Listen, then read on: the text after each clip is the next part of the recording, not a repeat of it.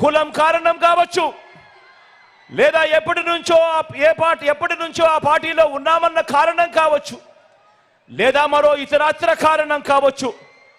కానీ ప్రతి ఒక్కరూ కూడా ఆలోచన చేయమని అడుగుతా ఉన్నా. వాళ్ళను కూడా అడుగుతా ఉన్నా. ఆ అన్నలను అడుగుతా ఉన్నాను, ఆ అక్కలను అడుగుతా ఉన్నాను, ఆ తమ్ముళ్ళను కూడా అడుగుతా ఉన్నా, ఆ చెల్లెమ్మను కూడా అడుగుతా ఉన్నా, ఆ అవ్వలను ఆ తాతలను కూడా అడుగుతా ఉన్నా. మీరు నాకు గత ఎన్నికల్లో నాకు ఓటు వేయకపోయినా కూడా మీకు ఈ 5 ఏళ్లలో మంచి చేసిన ప్రభుత్వం మనది కాదా అన్నది ఒక్కసారి ప్రతి ఒక్కరూ కూడా ఆలోచన చేయమని కోరుతా ఉన్నాను. మీ ఇంటికి వచ్చిన పసుపు నాయకులు, గ్లాస్ నాయకులు అబద్ధాలు చెప్పవచ్చు, కానీ మీ కుటుంబానికి మీ బ్యాంకు ఖాతాల్లోకి మీ చేతికి గత 55 నెలల పాలనలో జమ అయిన చేతికి అందిన స్కీముల డబ్బుల వివరాలు మీకు నిజాలే చెబుతాయి అన్నది ప్రతి ఒక్కరూ కూడా గమనించమని కోరుతా ఉన్నా. మీ ఇళ్లకు వస్తా ఉన్న వాలంటీర్ సేవలు, మీ ఇంటి ముంగటికే వచ్చిన పెన్షన్, మీ ఇంటి ముంగటికే వచ్చిన రేషన్, మీ ఇంటి ముంగటికే వచ్చిన వైద్య సేవలు, మీ ఇంటి ముంగటికే వచ్చిన సర్టిఫికెట్లు, పౌర సేవలు, మీకు అందిన ఇళ్ల పట్టాలు, ఇవన్నీ కూడా మీకు నిజాలే చెబుతాయి. మారిన మన గవర్నమెంట్ బడులు, మారిన మన పిల్లల చదువులు, గ్రామంలోనే వైద్య సేవలు, మారిన మన వ్యవసాయం, ఇవన్నీ కూడా మీకు నిజాలే చెబుతాయి. అందుకే చెప్తా ఉన్నా, మళ్ళీ ఆలోచన చేయండి. ఎవరి పాలనలో మీకు మంచి జరిగింది, ఎవరు ఉంటే మీ బ్రతుకులకు మంచి జరుగుతుంది అన్నది ఆలోచన చేసి నిర్ణయం తీసుకోమని ప్రతి ఒక్కరిని కూడా కోరుతా ఉన్నా. ఈ ఎన్నికల్లో ఇంటింటికి మంచి చేశాం కాబట్టి, ఈ ఎన్నికల్లో ఇంటింటికి మీ బిడ్డ మంచి చేశాడు కాబట్టి, మీ బిడ్డ ఒంటరిగా బయలుదేరాడు ఎన్నికలలో యుద్ధానికి. అందరినీ మోసం చేశారు కాబట్టి, చెప్పుకునేందుకు ఏ మంచి లేదు కాబట్టి కూటమిగా వారందరూ కూడా ఏకమయ్యారు.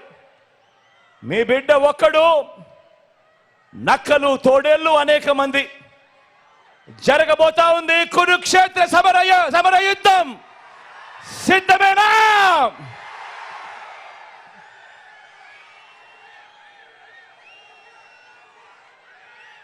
ఈ కూటమి, వారి కూటమి ఎలాంటిదో మీరే చూస్తున్నారు కదా.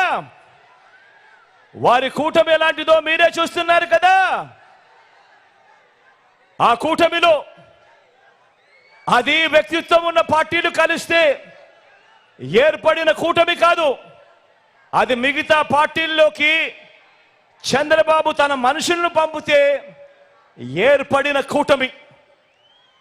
అది దత్తపుత్రుడు టికెట్లు ఇస్తే ఏర్పడిన కూటమి కాదు.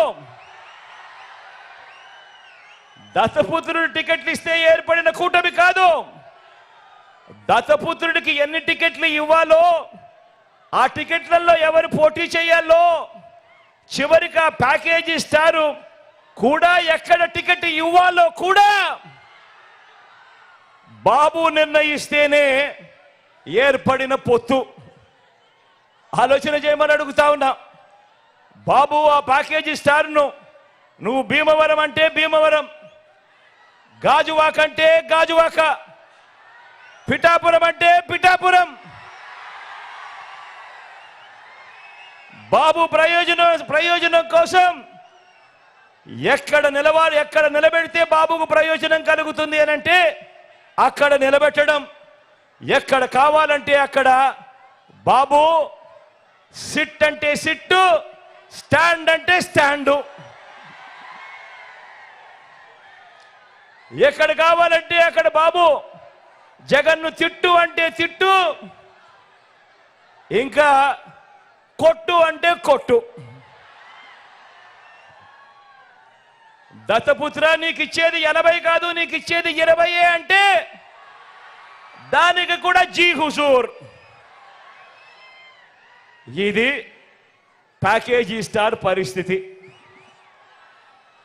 రాష్ట్రాన్ని హోల్సేల్గా దోచుకునేందుకు, దోచుకున్నది పంచుకునేందుకు చంద్రబాబు రాజకీయాలు చేస్తూ ఉంటే, కులాన్ని హోల్సేల్గా బాబుకి అమ్మేయగలననే భ్రమతో ప్యాకేజీ స్టారు రాజకీయం చేస్తూ ఉన్నాడు. ఈ ప్యాకేజీ స్టార్కు మన రాష్ట్రం అంటే ఎంత చులకనంటే, జ్వరం వస్తే పిఠాపురం వదిలి హైదరాబాద్ వెళ్ళిపోయేటంత చులకన. ఇంతకుముందు ఈ ప్యాకేజీ స్టార్కు పాలకొల్లు, భీమవరం, గాజువాక 3 అయ్యాయి. ఇప్పుడు పిఠాపురం 4వది. ఏ ప్రాంతమైనా ప్రేమ ఉండదు, ఏ ప్రాంతమైనా ప్రేమ ఉండదు. ఈ మ్యారేజీ స్టార్కు ఏ భార్య అయినా ప్రేమ ఉండదు. పెళ్ళిళ్ళే కాదు, ఇప్పుడు నియోజకవర్గాలు కూడా 4 అయ్యాయి.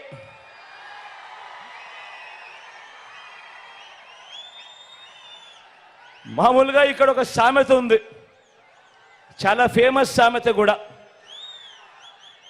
పెళ్లికి పిఠాపురం వెళుతూ వెనకటికొకడు పెళ్లిని శంకర పట్టుకుని వెళ్ళాడన్నది సామెత. ఆ పిల్లిని చంకన పెట్టుకొని వెళ్ళింది ఎవరా అని ఇంతకాలం ఎవరికి అర్థం కాలేదు. కానీ ఇప్పుడు అర్థమైంది, చంద్రబాబు తన చంకలో ఉన్న ఆ పిల్లిని ఇప్పుడు పిఠాపురంలో వదిలాడు అని.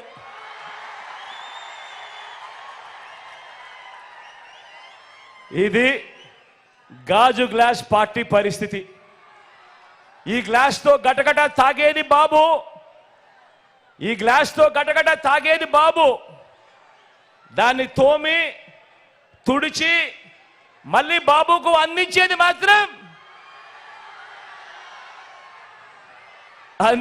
మాత్రం ఈ ప్యాకేజీ స్టార్. ఇక ఈ కూటమిలో వదినమ్మ గురించి మాట్లాడదామా? ఈ కూటమిలో ఉన్న వదినమ్మ, బాబు చేరమంటే ఈ వదినమ్మ కాంగ్రెస్ లో చేరింది. ఇదే బాబు బీజేపీకి ట్రాన్స్ఫర్ ఆర్డర్ ఇచ్చిన వెంటనే బీజేపీకి చేరింది. బాబు పొడవమంటే సొంత తండ్రినే వెన్నుపోటు పొడి చేసింది. 30 ఏళ్లుగా ఏ పార్టీలో ఉన్నా బాబు కోవట్టుగా ఇదే పనిలోనే ఉంది.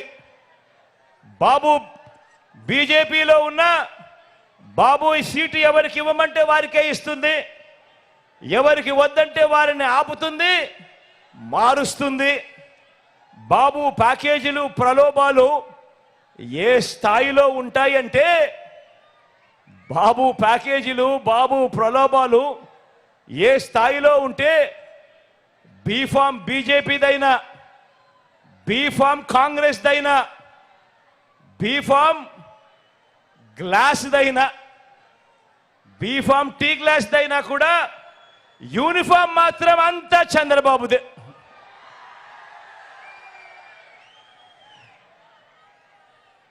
ఆయన మేనిఫెస్టో కూడా, చంద్రబాబు మేనిఫెస్టో కూడా ఎప్పుడు ఎలా ఉంటుందనంటే, ఎన్నికలు అయ్యేదాకా మాత్రం రంగురంగుల స్వప్నాలు చూపిస్తూ ఉంటుందా మేనిఫెస్టో.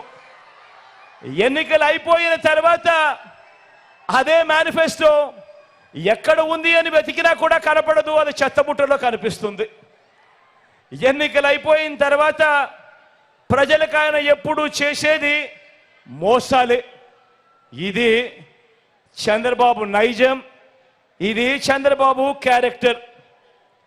మన బాబు ఎందుకింత దిగజారాడు, ఎందుకిన్ని కుట్రలు చేస్తా ఉన్నాడు, ఎందుకింత కుతంత్రాలు చేస్తా ఉన్నాడు, ఎందుకిన్ని మోసాలు చేస్తా ఉన్నాడు, ఎందుకిన్ని అబద్ధాలు చెప్తా ఉన్నాడు, ఎందుకు ఇన్ని పొత్తులు పెట్టుకుంటా ఉన్నాడు, వీటి అన్నింటితో కూటమి కడతా ఉన్నది ఎందుకు అని ప్రతి ఇంటా కూడా, ప్రతి ఒక్కరూ కూడా ఆలోచన చేయమని కోరుతా ఉన్నా. కారణం ఏమిటో తెలుసా? కారణం చంద్రబాబు పాలనలో చరిత్రలో నిలిచిపోయే మైలురాళ్ళు ఏవీ లేవు. వ్యవస్థలు కానీ, మంచి పథకాలు కానీ, మంచి స్కీములు కానీ, ప్రజలకు చేసిన మంచి కానీ, ఇలాంటి పునాదిరాలు ఏవి కూడా చంద్రబాబు పాలనలో లేవు. చంద్రబాబు 14 సంవత్సరాలు ముఖ్యమంత్రిగా పరిపాలన చేశాడంటాడు, 3 సార్లు తాను ముఖ్యమంత్రిగా పాలన చేశాడంటాడు. కానీ తన పేరు చెబితే ఒక్కటంటే ఒక్కటైనా కూడా తన పేరు చెబితే ఒక్కటంటే ఒక్కటైనా కూడా మంచి గుర్తుకొస్తుందా అని అడుగుతా ఉన్నా మిమ్మల్ని అందరినీ కూడా నేను. ఇలా 2 చేతులు పైకెత్తారా, ఇలా ఇలా ఇలా ఇలా ఇలా ఇలా ఇలా ఇలా ఇలా ఇలా ఇలా ఇలా ఇలా ఇలా ఇలా తన పేరు చెబితే ఒక్కటంటే ఒక్క స్కీమ్ అయినా గుర్తుకొస్తుందా అని అడుగుతా ఉన్నాను. 2 చేతులు పైకెత్తారా, ఇలా ఇలా ఇలా ఇలా ఇలా ఇలా ఇలా ఇలా ఇలా.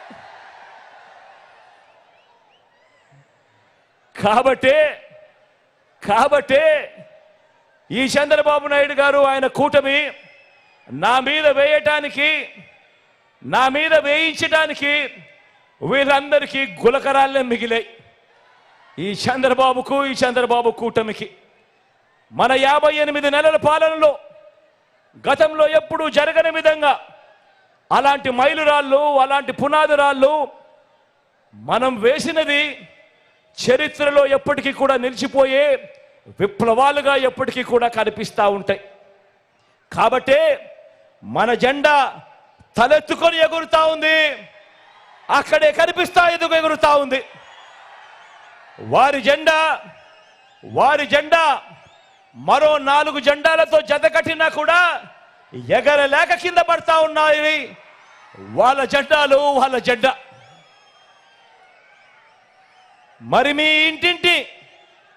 మరి ఈ ఇంటింటి అభివృద్ధి కొనసాగాల వద్దా ఆలోచన చేయమని అడుగుతా ఉన్నా.